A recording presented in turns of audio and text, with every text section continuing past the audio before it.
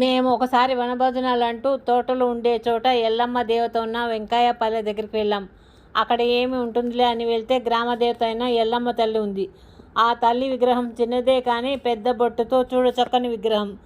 అమ్మకు ఆకుపచ్చ చీర ఎర్రని బార్డర్ నుండి కట్టి ఉంది. మెడలో పూలదండతో పాటు నిమ్మకాయ దండ వేసి ఉంది. ఎక్కువ కుంకుమ పూజ చేస్తారేమో. అమ్మ విగ్రహం దగ్గర కుంకుమ పూజ చేసి కుంకుమ పసుపు కలిపిన బండారు ఉంది. అక్కడికి వచ్చిన వారు అమ్మ బండారు ఒక నిమ్మకాయ మనకు అక్కడి పూజారిస్తే మనకు అనుకున్న పనులు జరుగుతాయన్నారు. అక్కడ వచ్చిన వాళ్ళు అమ్మకు నైవేద్యాలు సమర్పించి అక్కడే ఉన్న ప్రదేశంలో భోజనాలు చేసి వెళ్తారు. ఎండాకాలం ఎక్కువ అమ్మకు మొక్కుకుని అమ్మకు నైవేద్యాలు సమర్పిస్తాము అని సంకల్పించుకుని మొక్కుకున్న మొక్కులు మంగళవారం కానీ శుక్రవారం కానీ బంధువులతో వచ్చి అక్కడే వండి తల్లికి నైవేద్యాలు సమర్పించి వస్తారు. తర్వాత బంధువులతో తల్లి దర్శనం చేసుకుని తమ కోరికలు నెరవేరినందుకు తల్లి దయ వలన కృతజ్ఞతలు ఈ విధంగా తెలియజేస్తారు.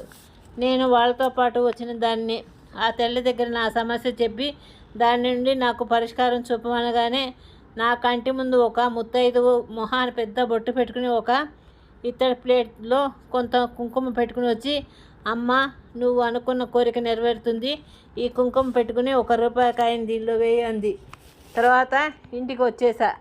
నా కోరిక నెరవేరదని డిసైడ్ అయి ఉన్నా కానీ ఆ మరుసటి రోజే నేను కోరిన కోరిక నెరవేరింది. ఆ తర్వాత ఆ తల్లి దగ్గరికి వెళ్ళాను. కానీ ఎప్పుడూ పెద్ద కుంకుమ పెట్టుకున్న స్త్రీ నాకు కనిపించలేదు. అక్కడ ఉండేవారిని అడిగాను. అలాంటి వారు ఇక్కడ ఎవరు లేరమ్మా అన్నారు. అలాంటివి నమ్మిన వారికి కొన్ని జరుగుతూ ఉంటాయి. అలాంటి సంఘటనలు అనుభవించిన వారు దైవాన్ని బలంగా నమ్ముతారు. వేరే వారికి చెప్పినా వాళ్ళు నమ్మచ్చు, నమ్మకపోవచ్చు. ఎవరి అనుభూతి వాళ్ళది.